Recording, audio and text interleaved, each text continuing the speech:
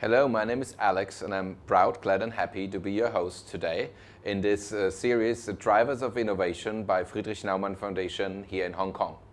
Hi, this is Brian He, co-founder of Pokeguide, an app telling you how to go from place to place with AR technology and other things, so even dummies won't get lost anymore. Back to the core of your business, augmented realities. We have been talking about the breakthrough of augmented realities now for maybe 5, 6, 7 years, yet on a large scale in terms of user consumption, but also application, it has not been like appeared on this sort of large scale. What do you make out of it? Is it like still, do we need more devices that can be like more compelling to use augmented realities, or what are we waiting for this big breakthrough? We had classes, now we had Pokemons, and we have your Pokeguide, and is this gonna be the way in the future? What do you make out of it? Yeah, actually, first of all, let's talk about the technology advancement first. So for the technology side, actually, AR start deployed by Apple phones last year. I mean, in the past, you also got several AR games or AR applications, but they have very limited and inaccurate usage or deployment of technology. Inaccurate deployment of technology because of very limited hardware available. But since last year, when Apple launched the AR kit, then it became a quite good standard among all the iPhones that can support AR with quite good manner, and also very good for developers to develop things on it. So I would say that AR technology starts being stable and really scale in a fast manner since last year. For Android, they just launched it in late February. There is another thing called AR Core, and now only support few phones that are really expensive phones with really good hardware. So for this part, we have spent much time in the past few years to really to adjust, to fine-tuning each device. So I mean, it's very interesting. For some Android phones, they may lack because of lack of some hardware. We need to use another hardware which is available in that phone to do something, but not really very accurate at all. But one good thing is that, I mean, finally we see the trend that Android phones are equipped with much better hardware from time to time. And that's why we can see that in the future, our vision is that in the future, first of all, we will deploy more technology and algorithms available from the AR sense. But at the same time, we will see that a lot of startups or a lot of companies will deploy AR in their application because finally it becomes more mature. So that means like basically we needed the last 6, 7 years to gather all this data, to make sense out of the data and work with it, and then now we just put it into, let's say, into the phones or the technologies of Apple and Google. Is that what you say? We just were not there yet a few years ago. Yeah, I mean, in the past, many people try to use limited hardware and technologies to implement the AR, but at the end, the performance is not really that good. The stability and accuracy is not really that good. But since last year, since Apple launched the AR kit, and actually why Apple can launch the AR kit, just because the latest chipsets, in the phones can support this kind of thing, can support this kind of thing well. And that's why there are so many AR applications launched out in the past few months. So, and then you, like for your business, for instance, like riding on this Apple wave, if you will, this will also help to scale your business internationally much quicker, because now you have, like, you're in Hong Kong, you started in Taiwan, and you will be also expanding within Taiwan. What is the plan for your endeavor, for your company to then scale globally? Yeah, actually, we have two major functions in our app. So the first function, which is our AR function, for the AR function is deployed all over the world since last weekend. So for everyone, I mean, even if you are in Germany, if you are in States, anywhere in the world, you can just download the app and then use the AR function, which applies all over the world. You can search a place, and then our data, we use our algorithm to really calculate which direction you should point to, and then you can walk along the way. The other function is for the subway guide, the metro guide. So for the metro guide, currently we have a few cities available: Hong Kong, Taipei, and San Francisco. And we are launching 2 more cities in the coming 2 months. So in Taiwan, in Tokyo. So we hope that more and more people can get benefit from that. Because I mean, when we first launched the metro function, it really helps a lot of people saving their time. And also, we are using different kind of data and technologies. For example, we are also using VR virtual reality functions for that. It's similar. It's like Google Maps, but it's like Google Street Views, but for specifically for metro and subways underground, so that they really get a preview of how they should really go inside the metro to different places, and then after they read it before they get in there, then they can get there easier. Let us use the last bit of our conversation to talk about inspiration and impact. We were just talking about your app and other things that are out there. They're just there to improve the life of people, especially living in the cities, or gaining access within the city, or make life more sustainable within the city. Is that like where you'd say like many of the energy of young entrepreneurs nowadays goes to, like to impact urban life? And if so, in what manner? What is the driver behind this? Mm-hmm. Yeah, because actually I think it's the paradigm shift. So in the past, because lack of technology available, or maybe because not too many successful startups are in the lifestyle or like, I mean, what you just mentioned, like the things happens around us daily or periodically. That's why not many startups are putting on that way. But now, after they see some successful startups in the world, I mean, Airbnb, Uber, there are a lot of share economy and other similar apps which are successful in the world. And that's why they start finding that, oh, I should really also start a business like this.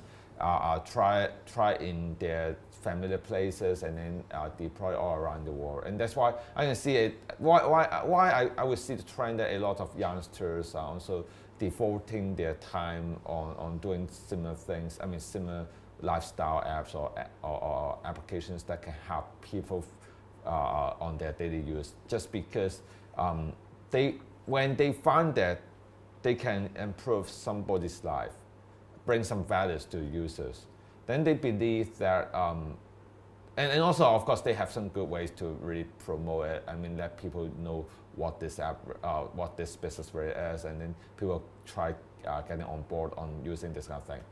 Then I would see that they would really have a straightforward way to think how much revenue or how much benefit can be gained towards their startups. And that's why I can see a trend that more, I mean, even now in Hong Kong, for example, when people are learning how to drive, when people are, I mean, there are lots of things that have different apps or chatbots or AI are doing this kind of things. You mentioned quite interestingly, like that when people start to get inspired and try to start a startup and their ideas, they look around themselves where they live. So I guess like you would not have made this startup Pokeguide like in another town than Hong Kong because of what you said at the very beginning of our interview, how much the problem that you saw happened in the place you live in. So what do you make out of that? How much are people like connected to the place they live in order to get inspired and do something new? Yes, I mean this. I agree with you that many people, because usually people think of an idea to solve the pain points that they have experienced or their friends or their neighbors have experienced. So that's why usually how they can observe such kind of changes needed, or technology advancement or paradigm shift available for them to develop their technologies by observing themselves or observing things around themselves, around their neighbors. So this is true. For our case, it's as what you said, that at the very beginning we hit the pain point. We always get lost on the road or get lost in the metro. That's why we want to have some really good technology doing it. So the next thing to validate is to really travel around the places. I mean, one good thing for myself is because my previous job, I need to travel all around the world, and that's why I can go through different cities to observe whether other people also got similar problems. I can interview them to see if it valid in that market, and afterwards, after we have interviewed different parts of the world, then we sum up whether the market size is good enough. After the addressable market is good enough for us to develop this business. If yes, then go ahead for this. So I think many people also gone through this kind of ways for their journey of startups. So this is really usually the way. And once you have had this idea, what is the ideal environment, like schools teaching entrepreneurship or societies being keen of risk? What is the ideal setup or environment in which a startup then can foster and grow? I think my case is different from others. We have started business for a few years, but I mean, a few years ago, Hong Kong doesn't got many successful startups at all. But for my case, it's quite different because my father is also an entrepreneur. So we were walking all around that way. I mean, just few blocks away. So in the past, I helped my father since like 8 or 9 years old. Actually, I mean, it's illegal work, but anyway, just give it there. But so that's why I want to be an entrepreneur since I was young. But for most of the people, they really start their business just because they want to solve the problem at such a huge extent that they want, and they find that they have been waiting for a solution coming out, but still haven't come. That's why they want to do it themselves. This is case one. The second case is that because they have seen other people who are very successful in the startups, and they think that they can do the same as well. I mean, they can do the same extent as well, and that's why they start. So usually I find it all the third thing, because they don't want to work for their boss, and that's why they want to. I mean, there are also some people like this. So usually these three cases, that's why people want to have a startup in Hong Kong. And personally, what does inspire you, and how do you keep inspired? Is it reading books out of the range of the normal, like you go to the cinema or to the art museum? What would you say, what inspires Brian? What inspires me? Actually, the way my father, and also, I mean, first of all, it's the way my father is doing the business. That's why, of course, of course, my father's business is not really that successful at all. But actually, what is his business, by the way, then? Oh, it's like running hostel for tourists. So, but I mean, it's closed in 2003 when SARS comes in Hong Kong. So I mean, it's not a successful business at all. But I can see his journey. I mean, throughout the past, in that 20 years, how he really like every day he settled the problems, and then how he really overcome the challenge. Like I mean, it's really the life that I think I can adapt to. That's why this. But when you are asking what inspires me, so first of all, I know that doing a business is a faded way. The second thing is that why I really want to solve this kind of problem. First of all, because I always get late. Actually, I didn't get late at all, but I always get trouble by getting lost and everything. Because I'm kind of people that after I read the map, then I will walk for 10 minutes or 15 minutes, and then I find I will go for the wrong way, and I spend another 10 minutes running back to the right place at the end. So I really get such kind of problem burden me from time to time. And also I find that there are lots of people asking me how to go to that place from time to time. So definitely and clearly it is a main problem. So I always ask myself, why when mobile phones come, when Google Maps or Apple Maps are here, why people still asking things? So definitely there are some people have huge difficulty in reading maps. So I did ask them some questions like, what's happening? Why you? I mean, the maps are very trivial, and then I find that most of the time the main problem is that they even don't know the buildings next to them. I mean, for some, after I read the map, I found that you just need to walk for 2 blocks, and then because they even don't know the name of the road, or they don't have such kind of idea. That's why it's really tough for them to read roads. They really need some very simple, very straightforward ways, telling them the direction, and that's why they can head towards there. And that's why I'm wondering why there is no such function in Google Map or Apple Map. Then sooner or later I found it because all these things need a thing called AR, augmented reality, and this kind of technology is not stable at all. And that's why there is no popular map using this kind of function. And that's why I think, okay, I should really devote my technology and my talents in this area right before it becomes stable in the future. That's why there's such thing, when such thing happens, then I can really have the first move advantage and capture market.